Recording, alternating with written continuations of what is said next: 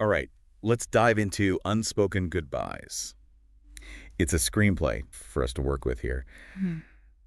But even it uses this relationship drama to get you thinking about storytelling itself. Yeah, it grabs you right away with the setting. It's like the apartment where Sarah and Adams live is mirroring their relationship, like all Mhm. run down, trying to fix it up. It's not going to be easy. Right. Peeling wallpaper, windows are stuck. You get this feeling of potential, but buried under all this. Baggage. Yeah, exactly. Makes you wonder, are they just surface problems? Or is there something more serious going on underneath? And then you've got these literal cracks in the walls showing up again and again. Cracks in their relationship. Yeah. Every time you see another crack in the apartment, it's like another. Another little break between them. But it's not all heavy stuff right away. Uh-huh. There's that scene where they're painting and splattering each other. You see a glimpse of how they might have been when things were good. There's a playfulness there. You can tell there was something that drew them together in the first place. But even in that scene, there's this tension underneath. It's like they're trying too hard to make it fun, Like putting a Band-Aid on those cracks. actually fixing them. Exactly. Speaking of things left unsaid, it's interesting how the screenplay uses silence. Oh, the silences are so powerful. At dinner, Adams doesn't say a word. It says so much more than if they were shouting at each other. You're so right. And then when they do talk, it's all these short little sentences. Yeah, like tiptoeing around a minefield. Then there's the Friday night dance scene. It's just such a perfect image for how broken their connection has become. Oh, it's so symbolic that skipping is like literally showing you the disruption in their relationship. They can't find their rhythm anymore. It makes me think about how much sound plays a role in this screenplay. Even early on, there's all this creaking, these echoes that make the apartment feel almost haunted by their problems. It's brilliant how sound is used. Creates this atmosphere that things are wrong even before the big conflicts come up. And then there's the storm, It's almost too on the nose. this huge storm outside, like it's mirroring the fight brewing between them. But it works because of that feeling of being caught in a storm, helpless against it. It's almost a relief because they have to face each other in the dark, no distractions. Yeah, like the darkness is where they can finally be honest. But it's interesting how the screenplay uses these little visual details to tell the story. It is a very visual screenplay, even though we're just reading things like a tilted photo frame or half-full coffee cup. They all add to this feeling of unease and disconnect, like those little things you start noticing when a real relationship is going wrong. It makes you, as the reader, pay attention and put the pieces together yourself. And then you get to the ending.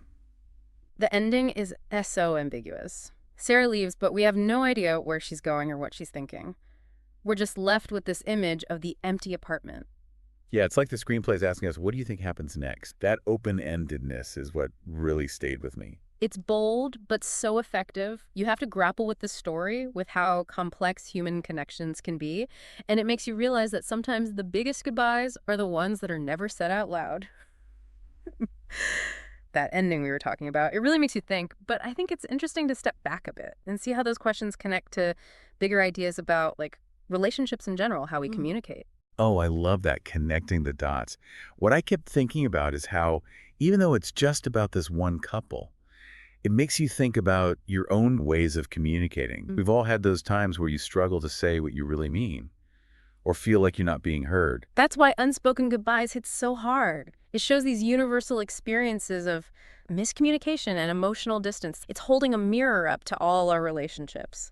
Makes you think about those relationships that just fizzle out. Not with a big fight, but with all those silences and things left unsaid. Those unspoken goodbyes can be just as painful as any breakup. Absolutely. And the screenplay shows how that often comes from avoiding confrontation. It's easier to avoid those tough talks, right? Hmm. But Sarah and Adam show us that just creates more distance in the long run. It's like building a wall between them, brick by brick, with everything they don't say. Families, friends, even at work, you see these same patterns of not communicating well. It's a reminder that knowing how to communicate is something we need in every part of life.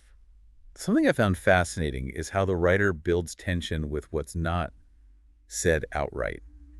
The subtext is where the real drama is. You're always reading between the lines, trying to figure out what's really going on. And you're never quite sure if you've got it right. They barely say anything, but you can feel all these unspoken things between them. Oh, totally. You feel the weight of their history, all those years together. It's such a good example of using silence to create that tension and emotional depth. It makes you, the reader, really work to understand what's happening. Exactly. You're actively figuring it out. Okay, so we've talked about communication subtext. If you were directing this, what visuals would you focus on? The setting is key. That rundown apartment needs to be more than just a background. It should reflect how Sarah and Adams are doing. So you're thinking like that peeling wallpaper is showing us their past, how it keeps coming up and getting in the way. Exactly. And I'd use the lighting to make you feel claustrophobic, uneasy. Maybe lots of shadows, dimly lit scenes, just light from street lamps coming in. Wow, that sounds so atmospheric. What about sound? How would you bring that to life on screen? Sound design would be huge. I'd make those little sounds you usually don't notice really stand out, like a dripping faucet, floorboards creaking, the fridge humming. Like using sound to create a sense of anxiety, like the apartment itself is uneasy. Exactly. And then the music, or actually the lack of it, let those unspoken words really hang there. So silence becomes another character, watching everything unfold. How would you direct them to show all these complicated emotions? I'd want them to be subtle, restrained. A lot of the emotion in this screenplay is unspoken, so I'd want that to come across in their acting. Little gestures, quick glances, pauses, those are the things that would show what's going on inside. They're speaking volumes. The power of unspoken goodbyes is in what's not said, and that's the challenge and the beauty of bringing it to the screen. It's a challenge I bet any filmmaker would love to take on. Who wouldn't want to explore all these nuances of human connection and how to tell a story visually? It's the kind of story that sticks with you, makes you think about your own relationships, how you communicate, and those unspoken goodbyes that have shaped your life. We're back, still diving deep into Unspoken Goodbyes. We've talked about the power of what's not said, those unspoken emotions, and how the screenplay uses visual details to tell a story that feels both personal, universal. But I'm wondering, what sticks with you after you finish reading it? What's the lasting impact of a story like this?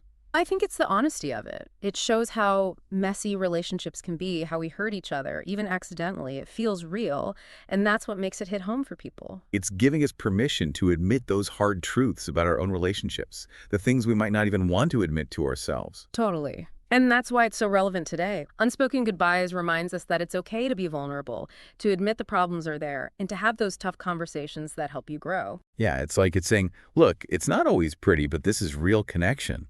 You got to show up, even when it's hard. And sometimes that messiness leads to good things, sometimes it leads to heartbreak. But facing those unspoken truths, that's what matters for growing, both as individuals and in the relationship itself. It's amazing to me how this story, set in this ordinary apartment, somehow speaks to something so universal about being human. Sarah and Adams' struggles to connect, to talk to each other, to love and be loved. The setting might be simple, but the themes are timeless. That fear of opening up, wanting to connect with someone, trying to be heard, those are things everyone deals with no matter when or where they live. It's a story about what it really means to be human. And it does it all in such a subtle way. No big action scenes, no explosions, no crazy plot twists. The drama is in those quiet moments, those little looks, the things that aren't said. And I think that makes it even more powerful. It shows how powerful simplicity can be in storytelling. The most meaningful stories aren't always the loudest ones. They're the ones that make you lean in and really listen. It makes you realize that the most important conversations aren't always spoken out loud. They're the ones we have inside ourselves and with each other in those quiet moments. And that's what Unspoken Goodbyes does so well. It makes you think, makes you look inward, and those thoughts linger long after you're done reading. I know I'll be thinking about it for a while. It's a story that sticks with you, reminds you to pay attention to the unspoken things in your own life, and to value the connections that truly matter. It encourages us to be brave enough to say what we need to say, to break down those walls of silence and make space for real connection, even when things are messy. And on that note, we've reached the end of our deep dive into Unspoken Goodbyes. Hope you enjoyed exploring it with us. Until next time, keep searching for those stories that shape our lives.